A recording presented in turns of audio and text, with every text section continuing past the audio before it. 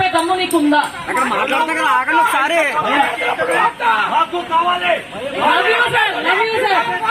Super. నేను దేశభక్తి గీతని మీ కోసం రెడీ.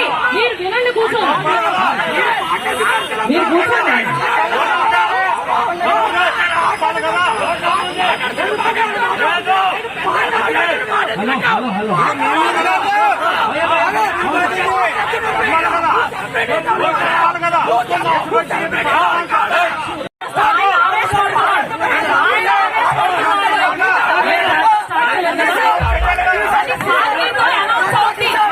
లతా మంగేష్కర్ గారు దేశభక్తి గీతాన్ని తెలియకపోతే అది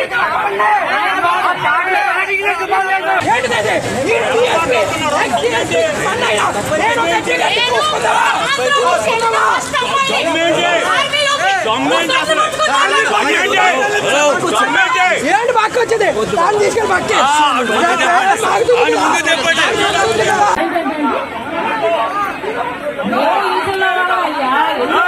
ఎందుకు ఈ ఆవేశం ఇక్కడ కాదు.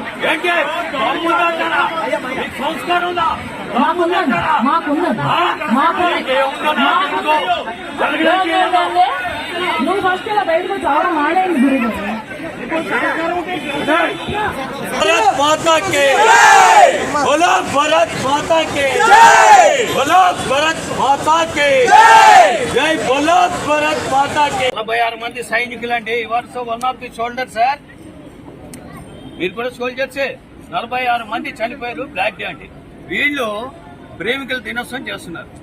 అది వ్యతిరేకం అండి. ఇప్పుడు మీరు వచ్చారు, దేనికి వచ్చారు చెప్పండి? లేదు. ఈవేళ వాలంటీర్స్ డే జరుపుతున్నారు ఇక్కడ.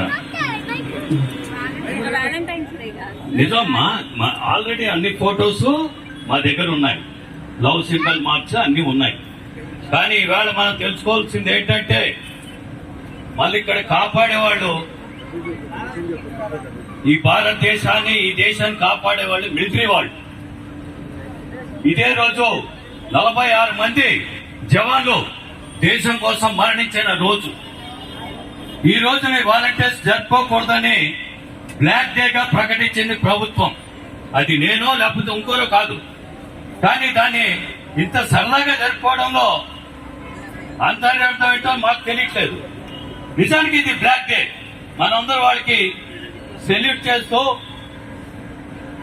వాళ్ళకి వాళ్ళ ప్రాణాలు మనందరి కోసం అర్పించిన వాళ్ళందరికీ మనం దేవుడికి ప్రార్థించాలా, వాళ్ళ ఆత్మకి శాంతి కలగాలి. అలాంటిది వేళ వాలంటీర్స్ చేయడం అనేది మేము దీన్ని చాలా దారుణంగా చర్యగా మేము చేస్తున్నాం. దానికి మేడం గారు ఏం సమాధానం చెప్తారు